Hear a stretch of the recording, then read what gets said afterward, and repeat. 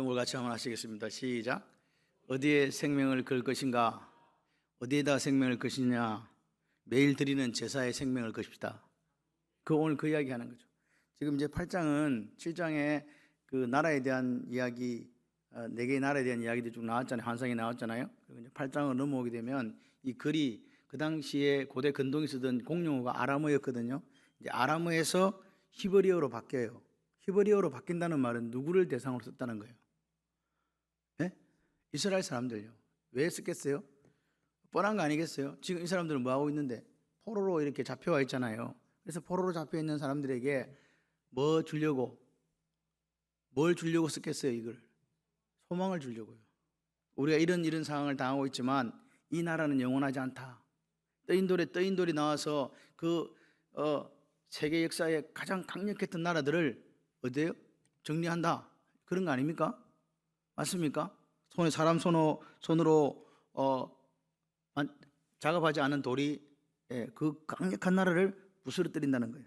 다시 말해서 하나님의 나라가 이 세상 나라가 영원할 것 같지만 그렇지 않고 하나님 나라가 결국은 여러분들의 인생 속에 실현되어질 것이다. 그러므로 뭐 하지 마라? 걱정하지 마세요. 아멘이세요? 그 이야기 지금 하는 거죠. 그러니까 오늘 이 어려움의 시기를 여러분이 포로로 와 있는데 이 어려움의 시기를 뭘로 이기라? 믿음 생활 잘함으로 이겼으면 좋겠다. 그 이야기를 지금 하고 싶은 거예요. 그래서 지금 다니엘은 80세를 넘게 사는 동안 오직 하나님만 바라봤거든요. 그죠? 그래서 다니엘은 바빌론과 그 다음에 여기 페르시아, 메데와 바사 그 나라에 나중에 페르시아로 바뀌는 요때까지 고레스 원년까지 이렇게 살아서 하나님 앞에 믿음의 사람으로 인정받은 사람이에요. 나라가 바뀌든지 말든지 상관없어. 누구만 바라보고 사니까, 하나님만 바라보고 사니까, 매일 드리는 제사에 성공하니까. 할렐루야. 이 매일 드리는 제사가 오늘로 치면 뭐겠어요? 매일 드리는 예배. 그러니까 여러분, 오늘 우리가 영적으로 살아있어야 됩니다. 육적으로는 맛있는 것도 드시고 약도 드시고 해서 멀쩡한데 뭐가 지금 말라서 죽어간다? 영이 말라서 죽어가는 거예요. 그것도 모르고 그냥 사는 거예요. 여러분, 우리가 하나님 말씀 묵상하지 않고 기도하지 않고 전도하지 않아도 하루는 지나가요. 잘 지나갑니다. 눈 뜨면 금방 밤입니다. 그리고 눈 뜨고 밤 지나고 보니까 벌써 1년 지났죠. 이게 인생이에요. 어떤 분이 85세 때에 85세 때 그러니까 대학교가 없는 대학원 있죠. 그걸 만들었어요. 서울 뭐더라? 무슨 대학인가? 무슨 대학을 만들었어. 85세 때. 조용히 하세요. 85세 때 만들어가지고 10년이 지났는데 지금 95세인데 이분이 65세 때까지 잘 나가다가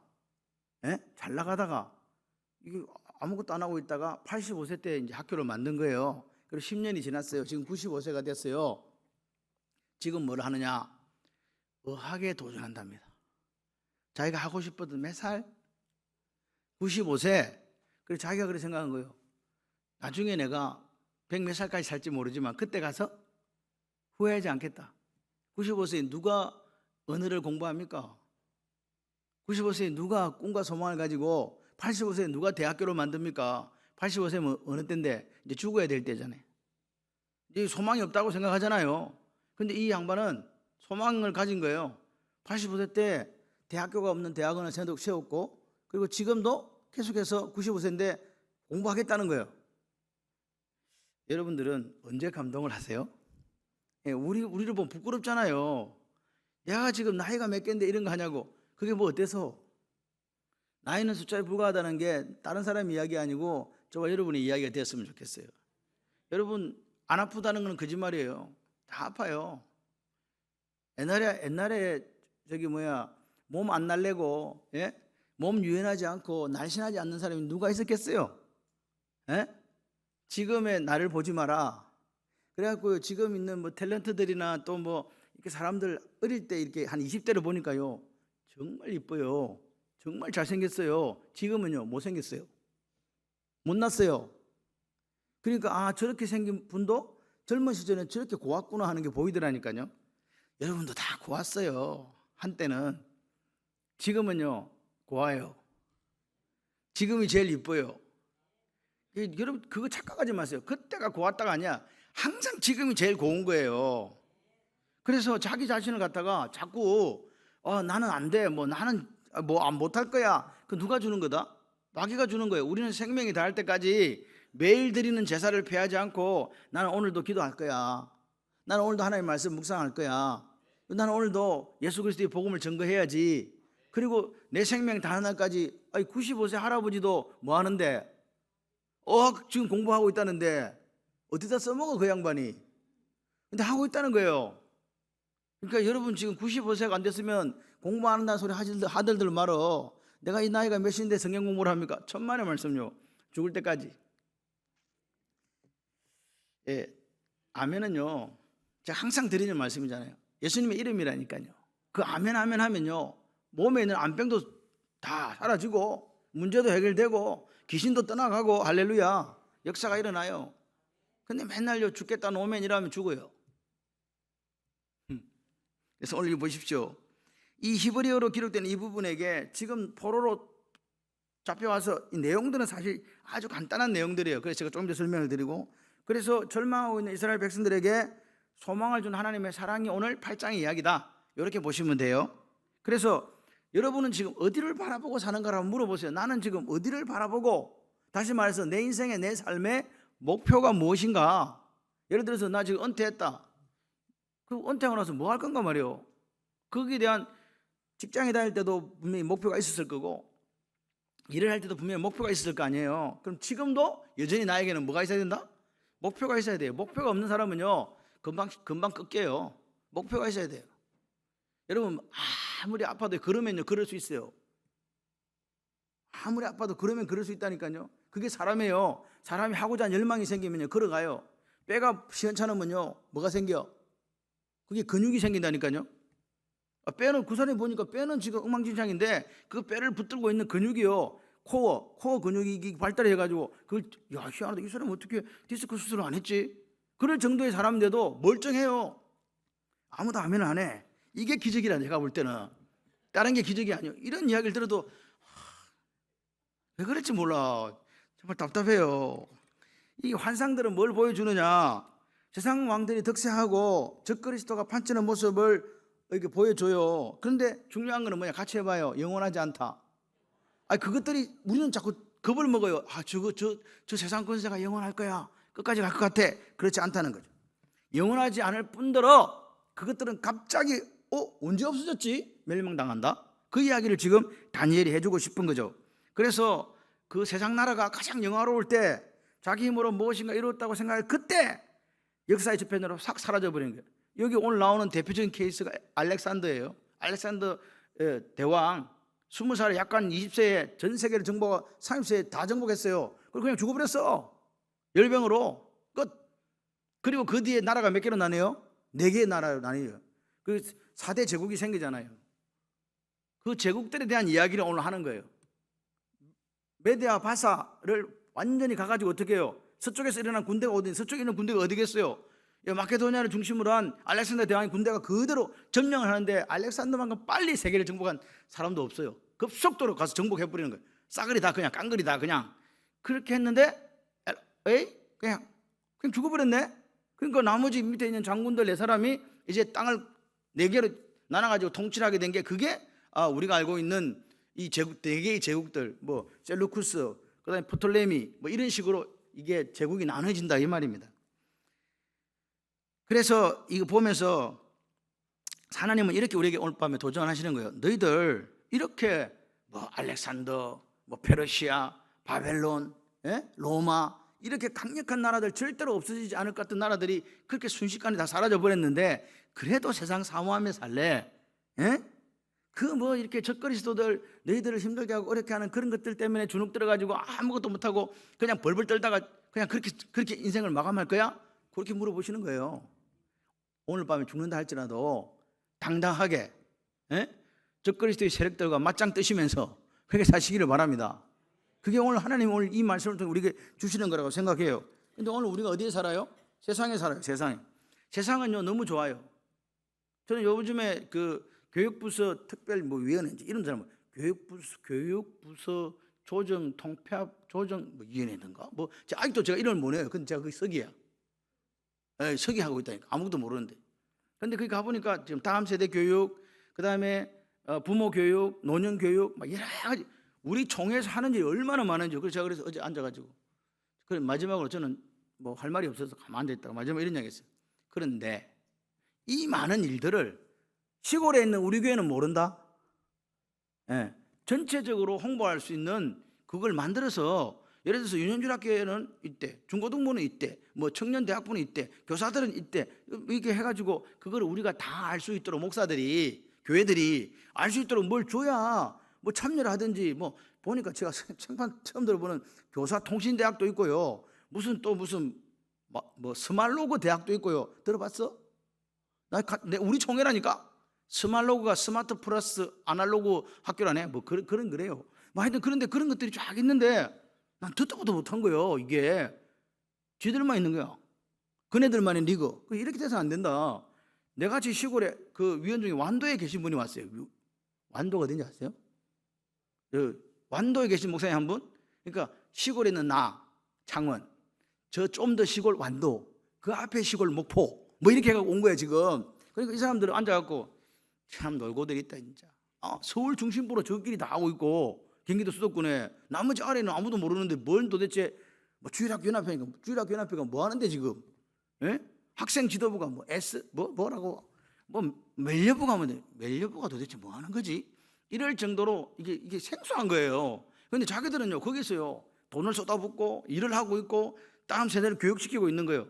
우리만 소외되고 있는 거지. 그래서 우리는 정보를 모르잖냐. 나 같은 목사가 태반이다. 이걸 전체적으로 홍보할 수 있는 뭔가가 컨트롤 타워가 있어야지. 제가 마지막으로 한 이야기 그거예요.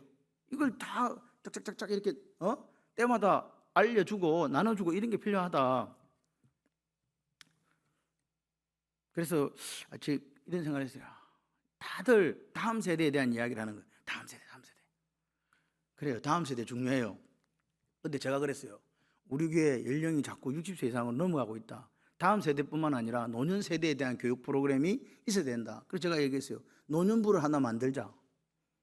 노년부, 실제적으로 90살, 100살을 살잖아요. 근데 그 뒤에 되는 교육 프로그램이 없어요. 없어. 그래서 그거 하나 만들자 그랬거든요. 그래서 제가 그 만든 게 내년에 총회에 채택될지도 몰라요. 노년 담당 뭐 이런 상비부가 하나 생길 수도 있어. 노년 할아버지 할머니 이렇게 해가지고. 근데 왜냐하면 교회에 60세 이상 된 분들이요 지금 프로테이지를 보게 되면 엄청나게 지금 장수하니까 자꾸 늘어나요. 그죠? 안 늘어나나? 늘어나잖아요. 허건사 좀 60대 늘어난다니까. 예, 그래 되는 거예요. 그래서 우리가 뭐라고요? 하나님께서 우리가 허락한 시간 동안에 어떻게 살자? 목표를 가지고 매일 드리는 제사를 피하지 말고 어떤 어려움과 환난과 고난이 있어도 이기자. 할렐루야. 하나님과 여기서 말하고 있는 건 뭐냐? 다른 건 다 끊어져도 누구와의 관계만 안 끊어지면 된다. 하나님과 안 끊어지면 산다 그 말입니다. 여러분 자신을 놓고 생각해 보세요. 수십 년 믿는데 아직도 새신자야. 예? 하나님과 관계가 이게 누가 그래야 돼? 교회 와서 하나님과 썸 타지 마세요. 예? 교회 와서 하나님과 썸 타고 있대 아직까지 사귀는 것도 아니고 관계도 정립 안 하고 그냥 그렇게 신자같이 보이지만 신자 아닌 사람이 너무 많다는 거예요. 여러분 스스로 한번 생각해 보면 나는 뭐예요? 내가 신자라고 생각하시는 분 아멘. 봐, 얘기도 안 하는 사람이 있어. 자기가 신자인데 아멘도 못해. 그러면 안 되잖아요. 그래서 오늘 매일 드리는 예배에 성공할 수 있는 사람들이 되고 우리의 환경은 다 나빠질 수밖에 없어요. 근데 어떻게 대응할 거냐가 문제잖아요. 잘못 대응할 수도 있고 하나님 원하시는 잘 대응할 수도 있다. 할렐루야. 잘 대응하시기를 바랍니다. 잘 대응하려면 어떻게 된다고요? 매일 드리는 예배에 제사에 성공해야 된다. 여러분에게 제가 뭐 하라고 하는 거 아닙니다. 누구를 위해서? 나를 위해서. 내가 지금 하나님 앞에 살아있는지 죽어 있는지 이 생각을 해봐야 돼요. 살아있어야 된다. 자, 오늘 수산성에서 이 수산성은 이제 바벨론이 아니고 페르시아 제국의 수도를 수산성이라고 합니다. 그리고 이제 을레강변에서 환상을 봤다. 을레강변은 이게 인공 운하라네요. 저는 몰라요. 약 폭이 280m 되는 인공 운하 이 그 두 강을 연결시켜서 수에즈 운하 이런 것처럼 화물선이 통과할 수 있도록 만드는 게 바로 을레강이라고 합니다. 그 강가에서 오늘 환상을 보게 되는 거죠. 첫 번째 돛불을 가진 수양. 이러면 돛불을 가진 수양이 있다. 예, 나중에 난 뿔이 두 개인데 한 개가 더 길대요. 이게 뭐냐? 메데와 바사 제국, 그 페르시아 제국을 이 두 개 연합 제국을 이야기하는데 뒤에 난 뿔이 길어. 이게 뭐냐? 페르시아가 나중에 강성해진다는 이야기예요. 이해되시요? 예, 그렇습니다. 그런데 20절에 나옵니다. 그래 내가 본 바 두 뿔 가진 수양 곧 메데와 바사의 왕들이요 이렇게 얘기합니다. 그러니까 처음에는 메데가 우세하니까 첫 번째 다리오 왕이 됐잖아요. 그리고 그 다음에 누가 우세하니까 페르시아가 우세하니까 바사가 우세하니까 누가 이제 왕이 된 거예요? 고레스가 왕이 되는 거예요. 그래서 쭉 페르시아라는 나라 이름을 가지고 이렇게 가게 된다. 근데 수양은요 페르시아의 상징이래요. 페르시아의 상징이 예를 들어서 미국 같으면 대머리 독수리 그런 거 있잖아. 나라의 국기 문양에 그려지는 거 상징 그게 이게 로마 같은 경우는 뭐 독수리가 뭐 돼 있더라고요. 이렇게 돼 있는 상징인데 오늘 메데는 바사는 수양이에요. 그러니까 바사 왕은 그 상징이기 때문에 전쟁터 나갈 때마다 이 수양의 행상을 앞세우고 출전하는 거예요. 왜? 이게 우리나라의 상징이니까 깃발 같은 거니까. 예, 그래요. 그래가지고 메데와 바사 다니엘 환상에서 본 메데와 바사의 환상은 이 수양으로 나타났다고 이렇게 보아지면 되겠습니다. 그런데 양의 특징은 뭐냐? 들이받는 거라네요. 수양의 특징은 들이받는 거래요. 왜? 머리 이렇게 뿔 이렇게 하고 수컷끼리 막 싸움 부스트하고 막 박살 내잖아. 그래서 얘들이 다리를 놓고 싸울 수는 없잖아요. 아니 수양이 이거 갖고 싸울 수는 없으니 요거 갖고 머리에 있는 거 갖고 싸운다. 이렇게 됐습니다. 그래서 수양이 자기 앞에 있는 동쪽만 사진을 보면 동쪽만 제외하고 사방으로 뿔을 휘두르며 들이받는 모습이 나오는 거죠. 다시 말해서 요 이야기는 역사적으로 증명이 됐습니다. 고레스 왕 때 엄청나게 정복 전쟁을 했다는 거죠. 그리고 여기 보면 7장에 우리가 지난번에 읽었던 그 곰의 이야기 메데와 바사로 곰으로 나왔잖아요. 곰의 여기 보니까 이 사이에 갈빗대가 3대가 있었다. 근데 자꾸 고기를 뜯어 먹으려고 하는 그 탐욕 그런 것을 보여주었다는 거예요. 정복욕이거든요. 그래서 이들은 다 정복한 것 같은데 동쪽만 정복이 안 된 거예요. 동서남북에서 동쪽 우리 쪽 있잖아요. 우리가 사는 쪽, 이쪽 여기 지금 터키 쪽 이쪽으로 정복이 안 됐다는 거예요. 그 나머지는 다 정복을 했다는 그 말입니다. 그래서 동쪽 영토들은 정복을 했어도 곧 상실되고 그리고 그 나머지 동쪽을 제한 쪽만 정복을 했다. 그 다음에 이제 5절부터 14절은 뭐냐? 이제 바뀌는데 갑자기 누가 나타났다? 순념소가 나타난 거예요. 한 순념소가 나타났다. 그런데 보세요. 발이 땅에 온 지면에 두루다니는데 서쪽에서 두루다니는데 뭐가 땅에 닿지 않는다? 발은이라는 말은 없어요. 발이 없다는 게 발이라는 말은 없으나 땅에 닿지 않는다는 말이죠. 발이 땅에 여러분 저 발이 안 보일 정도로 뛰네 이런 말 있잖아요. 처음 들어봤어? 그런 말 있잖아요. 발이 안 보일 정도로 빠르다. 이 지금 그 이야기입니다. 발이 땅에 닿지 않을 정도로 빠르게 정복한다 이 말입니다. 그런데 그 염소 두 눈 사이에 무슨 뿔이 있더라? 현저한 뿔이 있더라. 이 순염소 사이 안에 옆에 보니까 가운데 눈 사이에 이렇게 뿔이 확 나 있는 거예요. 위관 이쪽에 뿔이 이렇게 나와 있는 거예요. 그래서 이 순염소는 헬라 제국, 지금 말하는 방금 알렉산더 대왕 쪽 헬라 제국입니다. 그래서 두 눈 사이에 돋아난 뿔이 첫째 왕 알렉산더다. 21절에 보면 나옵니다. 그러니까 이 발이 땅에 안 닿을 정도로 이렇게 정복을 했다는 것은 알렉산더 대왕의 세계 정복이 신속하고 빨랐다는 이야기예요. 온 지면에 다녔다는 말은 그 범위가 광대했다는 그 말입니다. 20살에 시작을 해가 30살 사이에 완전히 다 정복을 해버린 거예요. 그래서 이 순념소가 5, 6절에 보니까 들이받네 와가지고, 그죠? 순념소가 들이받잖아요. 순념소가 수양을 들이받습니다. 뿌리 돋는 머리를 숙여 무섭게 수양대로 달려가더니 그 순양을 들이받아갖고 완전히 무너뜨려 버리는 모습을 지금 6절에 이야기를 한 거죠. 순양을 땅에 엎드러뜨리고 짓밟았으나 순양을 그 손에서 벗어나게 할 자가 없었더라. 완전히 페르시아 대국이 박살이 났다는 이야기입니다. 누구한테? 알렉산더한테. 알렉산더의 군대에 그래 됐거든요. 그러니까 헬라 제국인 이 알렉산더 대왕에 의해서 철저하게 정복되는 페르시아를 이야기하고 있는 거죠. 그리고 8절에 이 순념소가 어떻게 되냐? 스스로 심히 강대에 가더니 강성할 때 그 뿔이 꺾였다. 알렉산더 대왕이 얼마나 셌는지요. 짧은 시간에 방대한 영토를 정복했어요. 그리고 정복하다 보니까 눈에 보이는 게 있을까요, 없을까요?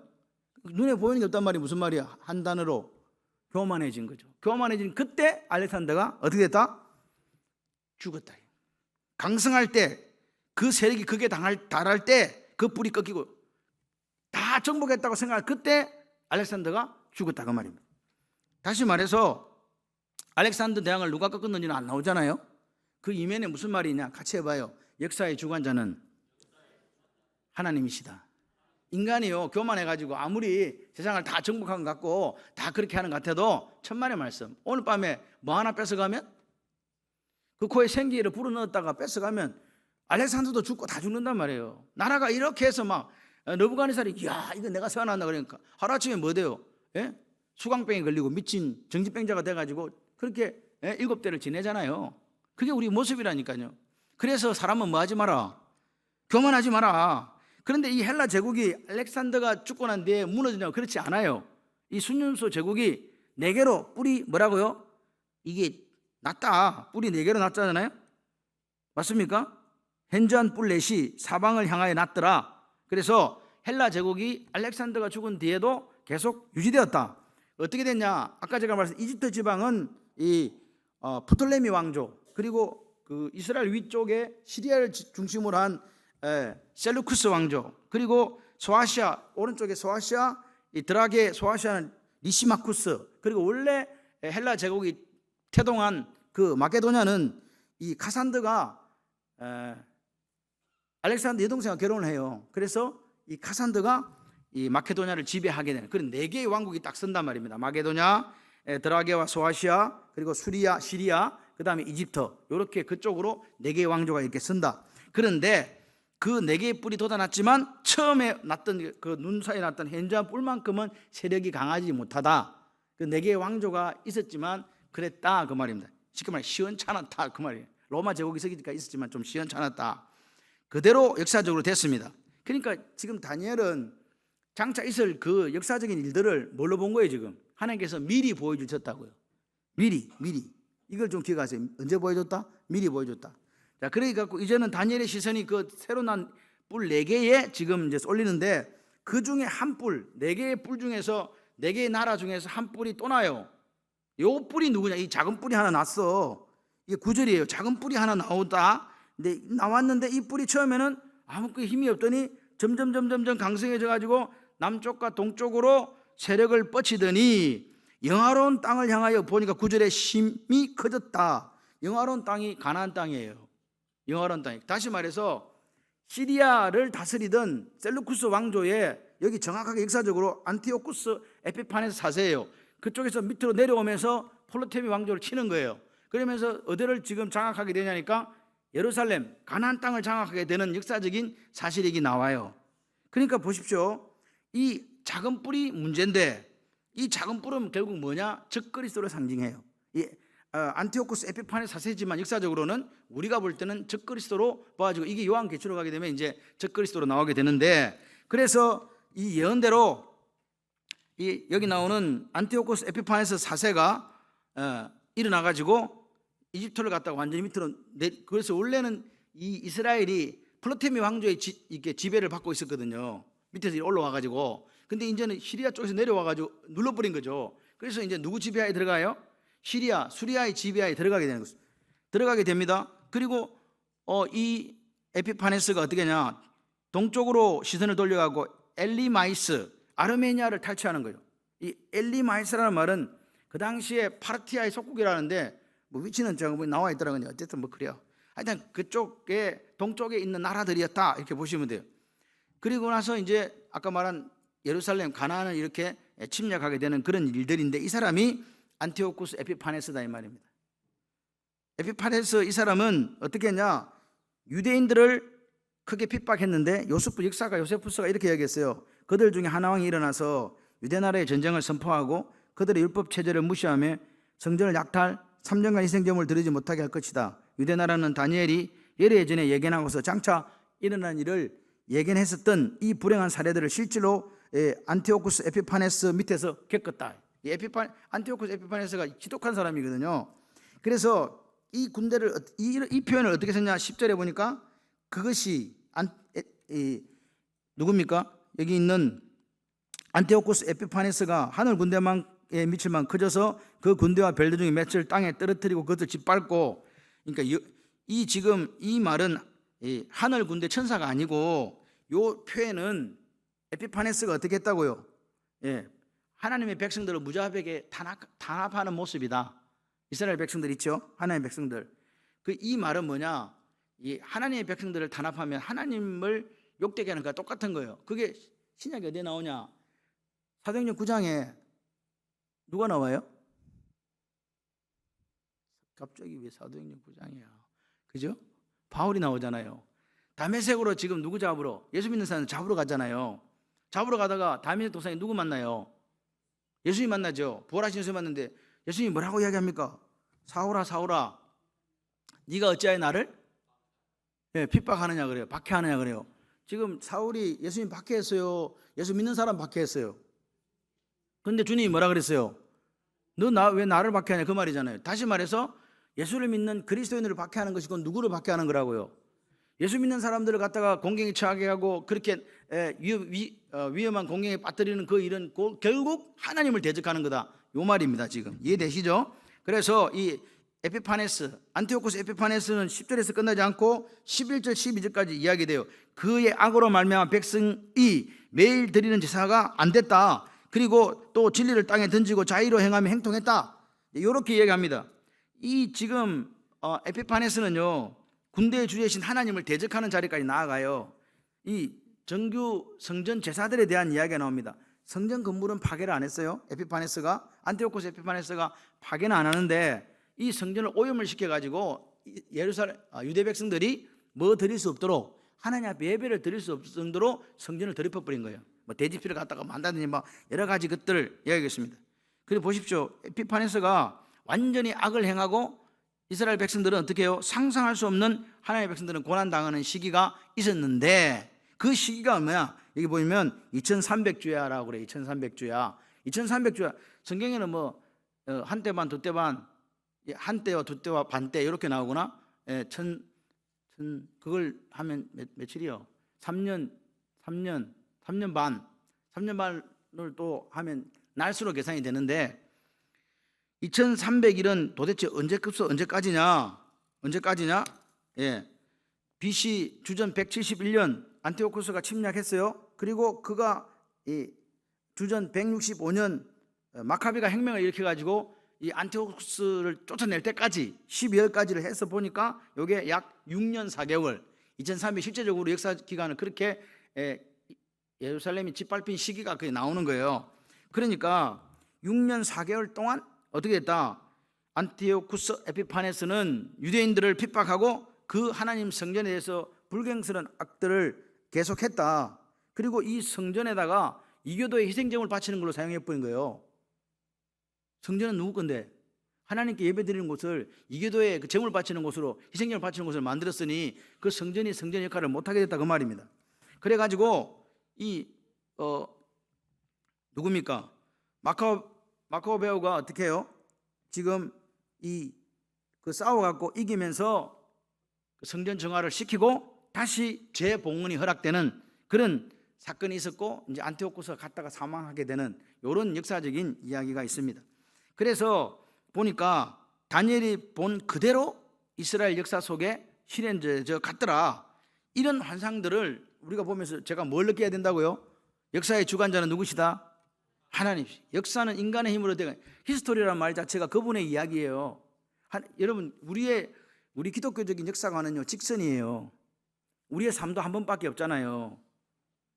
나면 어떻게 된다? 나자마자 죽음을 향해서 가는 거예요. 왜 그렇게 말씀해요? 아니요, 그렇게 가요. 그리고 알파와 오메가 되신 그분이 시작과 끝을 지고 계세요. 그래서 직선이에요. 계속 가는 거예요. 우리의 끝은 어디예요? 예수님의 다시 오심이에요. 우리 인간 세상의 역사의 끝은 우리가 끝내는 것이 아니라 주님이 다시 오시면, 세컨드 커밍, 주님이 다시 오시면 끝난다 그 말이에요. 그때가 역사의 끝이라고 성경은 이야기해요. 다시 말해서 이 역사를 누가 손에 쥐고 있다? 하나님이 쥐고 계시다. 그래서 한때 두때 반때의 시간이 유행화된 게 오늘 2300일 수도 있고, 어쨌든 이 시간들은 안티오코스 에피파네스의 박해 기간이기 때문에 앞으로 우리가 요한계시록에 나오는 한때, 두때, 반때가 더 긴 시간이라고요. 시간상으로는 3년 반밖에 안 되고 이거 6년 4개월이나 되지만 실제적으로 볼 때는 성도들이 당하는 환난 기간이 더 길 것이다. 신학자들은 그렇게 보고 있는 거예요. 이해되시죠? 자, 그래서 근데 문제는 뭐냐면 그것보다 시간 문제가 아니고 핵심이 뭐냐니까 매일 드리는 뭐가 없어진다. 예배가 없어지고 견디기 힘든 박해의 시간이 온다는 거예요. 이 예배 때문에 목숨을 걸어야 될지도 모르는 시간이 온다는 거죠. 제가 이것 때문에 이 말씀 보면서 마음이 아팠던 게 우리가 코로나 기간 때의 이야기예요. 우리는 과연 하나님 앞에서 매일 드리는 제사를 코로나 3년 동안 드렸는가? 이건 우리 교회 문제가 아닙니다. 우리 한국교회 성도와 한국교회 목회자들과 모든 사람들이 그 예배를 드렸는가에 대한 문제예요. 우리는 이것을 빙자해서 아무것도 하지 않고 있었던 거 아닌가? 마치 이 당시는 안티오코스 뭡니까? 이름 뭐야? 이름도 에피파네스가 박해했기 때문에 사람들이 죽어가고 여러 가지 것들이 있었기 때문에 그렇다 치지만 우리는 도대체 뭐 때문에 그렇게 했는가 말입니다. 중요한 건 뭐냐? 같이 해보세요. 이겨야 한다. 앞으로 여러분 삶에 어떤 일이 온다 할지라도 매일 드리는 제사에 나는 패하지 않고 이길 것이다 라는 그 마음에 결단이 있었으면 좋겠어요. 그게 있어야 돼요. 여러분 오늘 하나님과의 관계가 끊어지면 모든 게 끝입니다. 내가 지금 건강하고 아프지 않고 잘 살고 있어도 하나님 관계 끊어졌다면 그 사람은요 영적으로는 중증이에요. 교회들이요 영적으로 중증이 된다니까요. 요즘 제가 12월 달에 가만 생각해 보니까 그 세상 말로 뻐끔한 날이 없었어. 계속 어디 불려다녀가지고 지난 첫 주에는 포항으로 불려가지 않나, 그 다음은 서울로, 대전으로, 대구로 지금 뭐 계속 다니면서 산모가 그래요. 당신 그렇게 바쁘면 안 돼요. 그래서 안 바쁘고 싶어요. 교회만 좀 말씀도 좀 더 보고 기도하고 좀 더 그렇게 있고 싶은데 이제 그렇게 되지 않는 현실이, 옛날에는 저한테 전화 아무도 안 와요. 나를 아는 사람도 없어. 내 전화번호 아는 사람도 없고 제 이름을 아는 사람도 없고 우리 교회를 아는 사람도 없었어요. 지금은요 자꾸 전화가 와요. 그렇다고 제가 무슨 해결자가 되지도 뭐 능력도 안 돼요. 그런데 어쩌다 보니까 이제는 그런 위치에 와 있나 봐요. 계속 뭘 물어보고 어떻게 해결해달라, 뭐 어디 와달라. 저는 차 타고 다니는 게 제일 힘들어요. 운전해서 어디 가는 게 사실은 그냥 여기 가까운 데 있으면 모르겠는데 그리고 이렇게 그 어떤 분이 아픈 이야기를 하면 마음이 아파요. 내가 해결을 그냥 앞에서 해결을 해줄 수 있으면 참 좋은데 그러지 못하면 마음이 아프잖아요. 이 스트레스로 자꾸 오는 거예요. 해결을 해주고 싶은데 뭐 해결할 길은 없고 이런 것들이 많이 있습니다. 그리고 우리가 사람이 살다 보면 우리는 불완전하다 보니까 완벽한 결정이나 선택을 못해요. 본인은 완벽하다 생각하고 옳은 선택이라고 하는데 그렇지 않더라고요. 그래서 우리가 기도를 드릴 때도 이 기도가 지혜로운 기도인지 아닌지 파악하기 위해서 뭐가 필요하다고요? 말씀요. 그죠? 말씀이 없는 기도는 자기 욕심을 하나님께 토해내는 것밖에 안 될 수도 있잖아요. 그래서 내가 드리는 이 기도가 하나님이 기뻐하시는 기도인가를 알려면 우리가 말씀 없이는 불가능한 거 아니겠어요? 그리고 저는 요즘도 기쁘고 감사한 게 나 같은 이런 작은 가슴 속에 천지를 창조하신 하나님이 와 계시다는 게 너무 감사해요. 근데 그분이 와 계셔가지고 세상 끝날까지 함께 하시겠다는 약속이 뭐였어요? 너희들이 뭐하면 땅끝까지 이르러 내 증인이 되면 모든 민족을 제자로 삼아 아버지와 아들과 성령 세례를 주고 내가 분부한 모든 것을 가르쳐 지키게 하면 내가 세상 끝날까지 너희와 항상 함께 있으리라 아닙니까? 임마누엘 되어 주리라. 그래서 우리는 전도함으로 하나님과 함께 있을 수 있는 그 시간들을 계속 만들어 가셔야 돼요. 여러분 매일 드리는 제사는요 저는 새벽 기도라고 생각을 해요. 솔직히 말씀을 드려서 우리가 이 새벽이 아니고서는 하나님과 독대하며 깨어있을 수 있는 시간이 없어요. 물론 몸이 불편하거나 어떤 사정으로 인해서 집에서 무릎 꿇고 그렇게 기도하실 수도 있어요. 근데 하나님께서는 감사하게도 나 혼자 이런 생활을 하는 게 어려우니까 이런 교회를 만들어 가지고 여기서 모여서 같이 격려하면서 위로하면서 그렇게 기도할 수 있도록 만들었거든요. 더더군다나 목회자를 허락하셔서 말씀을 들을 수 있도록 하시고, 그러니까 우리가 말씀을 읽고란 말은 요한계시록 1장에 나오는 말씀을 읽고라는 말은 여러분이 읽는다는 게 아니고 그 당시에는 두루마리 성경을 읽어주는 사람이 있었잖아요. 다시 목회자가 있었다는 거예요. 말씀을 읽고 말씀을 듣고 그것을 행하는 자가 뭐하다? 복이 있다. 말씀을 읽어주는 자와 말씀을 듣는 자가 있고, 말씀을 읽어주는 자가 말씀을 듣는 자가 함께 이 말씀을 행하는 거예요. 삶으로 살아내는 거라고요. 그런 사람에게 복이 있다고요. 아멘이십니까? 이거 놓쳐버리면 우리는 다 놓친 거예요. 다시 말해서 다른 건 우리는 열심히 뭔가를 하고 있는데 매일 드리는 제사가 폐해지고 있다면요, 이것은요 치명적인 우리가 겪게 될 아픔이고 눈물이다. 기억하시기를 바랍니다. 하나님께서 왜 역사의 비밀의 커튼을 열어가지고 미리 보여줬을까요? 같이 해봐요. 절망하지 말고 이기세요. 예, 그거요. 여러분 절망하지 말고 이기시라고 비밀들을 보여주는 거예요. 왜? 반드시 끝은 있다는 거예요. 아무리 핍박이 오고 환란이 와도 그 끝은 있더라. 그게 뭐 한때 두때 반때든 2300일이든 2300주야든 그런 건 상관없어요. 악한 마귀는 적그리스도를 통해서 마지막 때 믿는 자들을 그렇게 할 것이라는 거예요. 그래서 앞으로는 더 뭐요? 예수 믿기가 힘들어진다. 예수 믿기가 힘들어진다는 말은 세상에 나가서 우리를 유혹하는 게 너무 많다는 거예요. 누가 와서 예를 들어서 잡아가지고 고문하면서 너 예수 믿을래 안 믿을래 이러면 나는 순교로 가고 예수 믿는 사람이 많아져요. 그런데 눈을 딱 돌리니까 세상에는요 그 환락과 그 욕망이 꿈틀거리고 그곳에 너무 많은 것들이 있는 거예요. 가는 게 너무 쉬워. 마귀는 그렇게 우리를 유혹하지 옛날처럼 바보 방식으로 고문하고 그렇게 안 한단 말이에요. 그죠? 여러분 생각을 해봐요. 성경 보는 게 좋아요? 저기 TV 보는 게 좋아요? TV라 그러는 게 너무 멀지요. 요즘 아이들은 전화기 딱 들면요 2시간이고 3시간이 꼼짝 안 해요. 공부하라고 해보세요. 10분도 못 있어. 그게 우리의 모습이라니까요. 그리고 요즘은요 우리의 그 고객의 필요에 의한 것들이 너무 많아.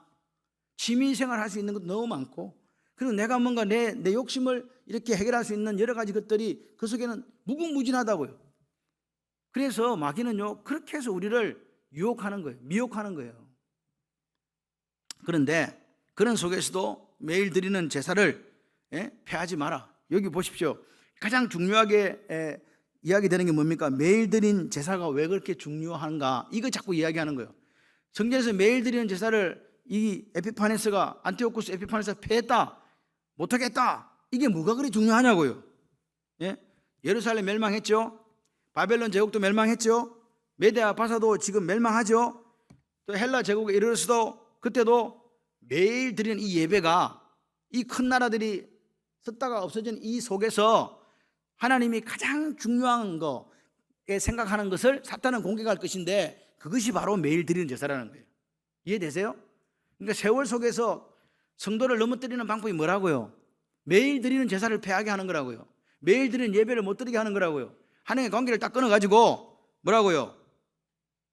그 사람이 그냥 교회는 오지만 세상 사람과 똑같이 살아가게 만드는 거예요. 저는 이런 생각을 해요. 이 말씀을 보면서 예수님과 교제 끊어지면 나는 아무것도 아니구나, 끝장이구나, 그 이야기를 오늘 요 환상을 통해서 우리에게 해주고 싶은 거예요. 예수님과 교제 끊어지면 된다 안 된다? 죽는다. 완전히 죽는다. 그래서 마지막 결론입니다. 여기 이 환상들은 별로 중요한 게 아니에요. 매일 드리는 예배에 뭘 걸어라? 생명을 걸어라. 그 이야기를 하고 싶은 거예요. 여러분 마지막 때일수록요 여러분 자녀에 대한 기도를 왜 쉬고 있습니까? 왜 나에 대한 기도를 쉬고 있습니까? 왜 내 가정에 대한 기도를 쉬고 있습니까? 왜 교회에 대한 기도를 쉬고 있습니까? 왜 나라와 민족에 대한 기도를 쉬고 있습니까? 왜 열방에 대한 기도를 쉬고 있을까요? 그 부분을 한번 점검해 보세요. 여러분 우리는 자꾸만요 과거를 자꾸 이렇게 뭘 먹고 살려고 그래요. 근데 사도 바울은 이야기해요. 내가 한 일은 뒤에 한 일을 잊어버리고 한 일, 원싱입니다. 한 가지 일, 곧 하나님께서 내게 불러주신 그 부름의 상을 쫓아 나는 달려간다. 앞에 있는 거, 여러분 뒤에 것은요 하나님이 다 이제 아세요. 내가 했던 걸 다 안다니까요. 아까 얘기했잖아요. 85세에 뭐 만들었어? 학교 만들고 지금 90살이 10년이 지나가지고 95세가 된 할아버지가 무슨 공부한다고요? 의학 공부한다고요. 왜요? 자기 그러더라고요. 내가 120살까지 살지 안 살지 모르겠는데 자기도 사실은 90살까지 살지를 몰랐대요. 95세까지. 제 말 이해되세요? 누가 그걸 알아요? 그래서 놀았대. 놀아가지고 85세 때 학교를 세운 거야. 65세에서 한 20년 놀다가 가보니까 안 죽거든. 야 이거 안 죽는다? 그래가지고 학교를 세운 거예요. 그래가지고 학교를 세우고 또 10년을 살았네. 또 안 죽네? 그래서 내 마음속에 뭐가 생겼다고요? 공부해야 되겠다는 게 생겼다는 거예요. 왜? 내가 120살 때 그때도 살아있을지 모르기 때문에 그때 뭐 하지 않기 위해서? 후회하지 않기 위해서. 여러분은 후회하지 않기 위해서 지금 뭘 하고 계십니까? 한번 생각을 해보세요. 그래서 오늘 뭐라고요? 사탄이 이야기합니다. 사탄은 너무나 머리가 좋아요. 하나님이 중요하다고 한 거 자기도 중요한 줄 알기 때문에 그 부분을 공략한다. 이게 뭐라고요? 매일 드린 예배였다는 거예요. 여러분, 하나님과의 관계가 끊어지지 않도록 최선을 다하십시오. 아니, 생명을 거십시오. 그래서 어느 장소에 있든지, 어떤 상황과 조건과 여건 속에 있든지 하나님과의 교제가 끊어지지 않으면요, 죽어도 사는 거예요. 근데 하나님과의 교제가 끊어져 있으면요, 여러분의 모습은 아름답고 건강하고 싱싱하고 이쁘고 그래도 이미 죽은 거라고요. 지금 죽어 있습니까? 살아 있습니까? 한번 점검하시고, 나 오늘부터 매일 드린 예배에 성공할 거야, 이런 결단과 또 그 결단하셨으면 살아내세요. 아멘이십니까? 이상하게 제가 이런 기도만 하면 그 다음날 새벽기도 제일 늦게 와. 기도의 역사인가 봐. 설교 그날 하면 그 다음날은 안 와요. 사람들이. 이상하다. 마치 서로 연락이나 한 것처럼 안 와요. 그러나 오늘 이 말씀을 통하여 여러분들에게 도전이 되실 줄 믿습니다. 행복하시고요. 나 다른 어떤 일이 있어도 하나님과 관계 끊어지지 않을 거야. 매일 드린 예배에 성공해서 마귀가 아무리 우리 가정과 나를 넘어뜨리려고 하고 우리 교회 넘어뜨리려고 해도 넘어지지 않을 거야 하는 그 결단과 여러분의 그 성실한 원리에 충실한 삶이 있으시기를 주님의 이름으로 축원합니다.